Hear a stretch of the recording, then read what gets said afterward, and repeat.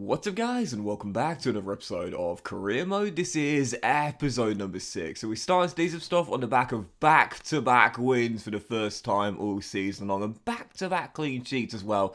We won't be saying that very often. Yeah, our famous 1-0 victory away at the Tottenham Hotspur Stadium against Spurs, and then coming back home to beat Crystal Palace by 2-0 as well. We're out of the drop zone now, 6 points clear of the bottom 3, but of course still a long way to go. And we also signed a new player for our academy, Ethan Parry as well, a young Welsh goalkeeper. I think what I'm going to do from now as well is just show you the players I sign in the scout report, because normally I'll show you all the players that have been scouted, the players I'm going to continue to scout, and the players I'll reject. But I think it just takes so long to get through the scouting reports, even when I speed it up to double the speed. I'm just going to show you the players that I signed to my academy, and I'll leave the rest as they are. So for the first game of today's episode, Aston Villa away at Villa Park, taking on Steven Gerrard's side. Just a 1 win away from home this season. That of course came in our last away day in North London. Now taking on Aston Villa. I was thinking, right, can lightning strike twice? Can we make it 3 straight wins in a row? Well, early on into the second half, what a run for Nottingham Forest. Niakate's first goal for the club as the Senegalese centre-half puts us up by a goal, heading in a Nico Williams free kick. And I was thinking, okay, let's stay calm. We only got through against Palace and Spurs by putting 10 men behind the ball and shutting up shop. So let's keep it calm. We're up by a goal. We saw Rodri Brown head a ball off the line right before the break as well. So we know Villa got the quality when going forward. They'll look to respond after we got ourselves the lead as well. And they would do so. I did not see us keeping 3 straight clean sheets. So even when Niakate headed in that free kick, Emi Martinez getting caught in no man's land, I felt Villa would respond at some point, and they did. Pablo Sarabia fired in a leveler with just over a quarter of an hour to go, and that was how the game would finish. So our winning run ends after 2, and you see the stats here. It wasn't a great game. You know, unlike most games of FIFA, this was not as action-packed and end-to-end as they often are. It finished as a 1-1 draw, and really, I think that was probably the right result as well. But I'll take it though. I will take it. A draw away at Villa Park. Our away form this season has been shambolic, of course. Only the 1 win on the road this season. But I'll take that. That's no losses in our last 3 games. Only 1 goal conceded in our last 3 games. It's been an impressive mini patch of form for Nottingham Forest. 7 points from 9 as we remain out of the bottom 3. The question is, can we keep it going? Can we stay consistent? There's a really great saying I love. You know, if you're persistent, you'll get it. But if you're consistent, you'll keep it. So following game, Newcastle United, then could we keep the unbeaten run going? Oh! What if this guy stays injury free? I think we'll stay in the Premier League. 6 in 12 for the hometown hero, Brennan Johnson on the break. Receives the ball from Rodri. That's his 2nd assist of the season already for the kid. Feeds through Johnson, and I love to see it. I do. The Welsh lads at the academy.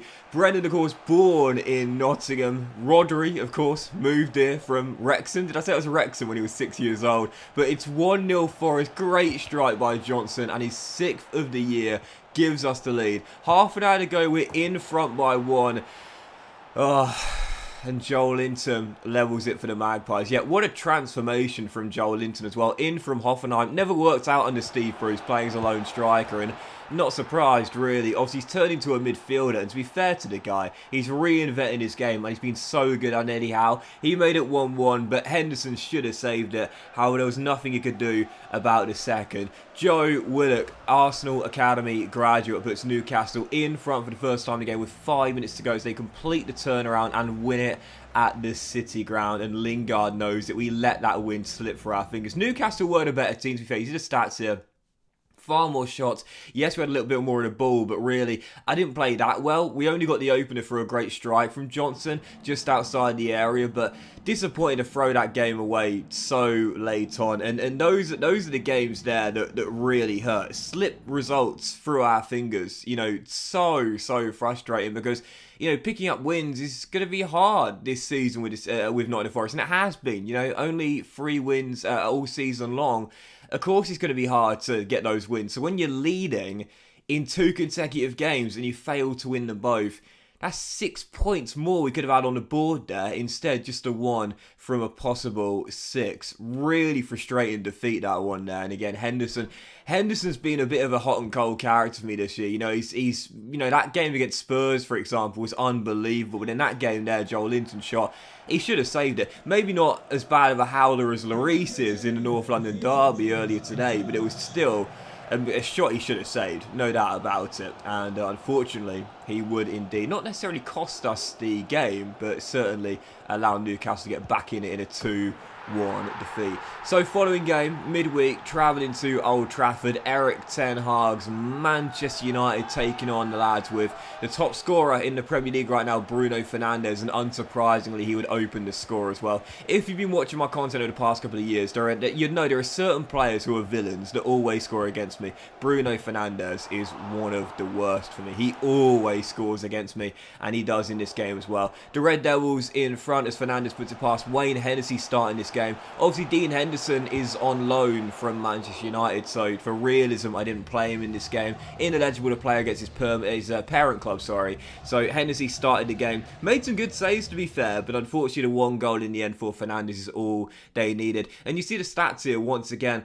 Never really created that much, and that's the 3rd straight game where I've not really been very good when going forward. So as we're now approaching the halfway point, the goal's beginning to dry up a little bit for Forest. As you can see, we still got 18 in 14. It's all right. It's okay. We want to be in the top 10 for goals this season because we've got the 2nd worst defensive record in the division. Only rock bottom Southampton have conceded more than us. I mentioned, I think it was the last episode or the episode before that, those are the games that hurt the most. You know, you don't really create anything. Look, we're going to concede. We are going to concede. Yes, we've had 3 clean sheets this season, but it's not a lot, you know, in 14 games, obviously. That's less than 1 in every 4. It's those games that hurt the most, where we fail to create anything whatsoever. I'm okay conceding. I'm alright conceding. We've got one of the worst defences in the division. It's going to happen in the majority of our games, but we've got to score goals. We've got to outscore our opponents to win. That's the name of the game of football. And at the moment, the goals have definitely dried up. So following game, on the back of no wins in our last 3 and back-to-back losses, Forest now, once again, nervously looking over our shoulders. This would be a massive one. Relegation 6-pointer. As you see, Koyate request a transfer there. I'm fine letting him go. Have barely played the former Crystal Palace and West Ham man since coming in. Taking on Fulham. And oh my goodness, what a start for the visitors. Yes, absolute beauty from Harry Wilson, bending in a free kick, 22 yards from goal, and Fulham lead at the City ground.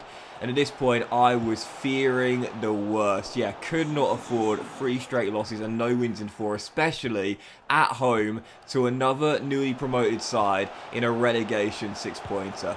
So 11 minutes after the restart. How good was this to see? Give him that contract extension. Jesse Lingard, he's been so good for me this season, man. Bangs in the leveler, and in the second half, momentum totally changed. I really fired my boys up in the dressing room. A little Mikel Arteta-inspired speech at half-time. I said, lads, you got to play with passion because this is really poor. We cannot afford 3 straight losses and losing at home to another newly promoted side in a relegation 6-pointer. And the game changed in the second half. I played with much more intensity, much more urgency, a much higher tempo, and whilst Lingard was denied his 2nd goal of the game through the offside flag, he was the dummy runner for our 2nd. Taiwo turns in from close range, his speciality, as we complete the turnaround and lead at the City ground, and in stoppage time, holding on to that 1-goal lead. I'll be totally honest here, I was never in any danger of throwing these points away. The second half was a completely different story to the first. I did nothing in the first 45 minutes, and at half time I thought, I've just got to start being more aggressive, man. Go at Fulham. They only had the 1 chance and they scored from it, a free kick. Go at them in the second half. We did, and we got rewarded for it. In stoppage time, we got the dagger. Rodri Brown's 3rd assist already. Rolls through the kid.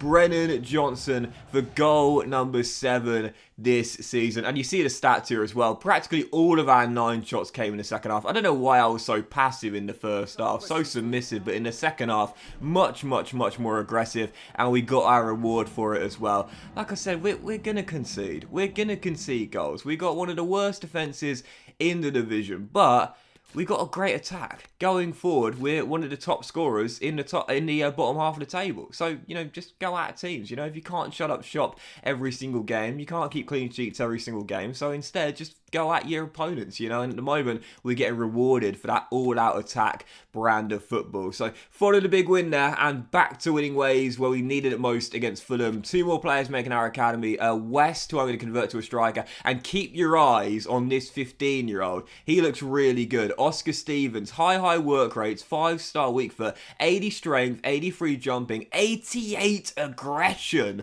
on a 15-year-old.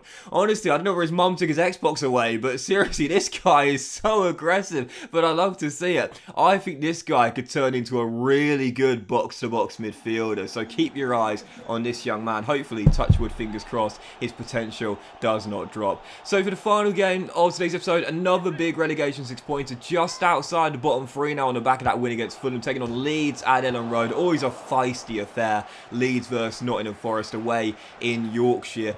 Taking on Leeds, Jesse Marsh's side. Great save by Henderson in the first half. We almost conceded 2 free kick goals in 2 games, but a great save there. Kept it at 0-0. And to be honest, not much going on in the game. Henderson really making a couple of good saves, ensuring we would get our 4th clean sheet of the season and escape with a point. But once again, the problem in this game was a lack of creativity. Unlike against Fulham, didn't really get anything going in the second half whatsoever, and in the end, had to settle for a goalless draw. But I'll take it. Back-to-back games without a loss, a clean sheet. That's our 4th of the season now. Our 3 games to go into the halfway point. Most crucially, for Nottingham Forest, we're up to 15th place and currently sitting a point above the drop zone. It is so congested. 4 points separate 13th to 19th. There's a long way to go. We might be safe for now, but there's still a lot more football to be played. But that will end today's episode of Career Mode, guys. Big thank you for watching. I hope you enjoyed it. If you hadn't, please drop a like. Much love to you all. Have a fantastic day, and I'll see you for the next episode of Career Mode very soon.